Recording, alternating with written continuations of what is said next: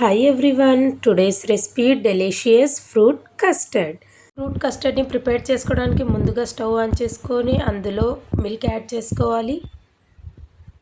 తర్వాత ఫ్రూట్స్ అన్నీ తీసుకొని బనానాని చిన్న పీసెస్గా కట్ చేసుకోవాలి. అలాగే యాపిల్ని కూడా చిన్న చిన్న పీసెస్గా కట్ చేసుకోవాలి. అలాగే సపోటాని కూడా పీల్ చేసి చిన్న పీసెస్గా కట్ చేసుకోవాలి.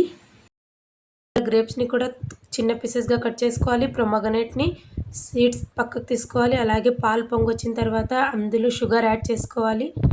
తర్వాత ఒక 3 స్పూన్స్ కస్టర్డ్ పౌడర్ తీసుకొని పాలు యాడ్ చేసి బాగా లంప్స్ లేకుండా కలుపుకోవాలి.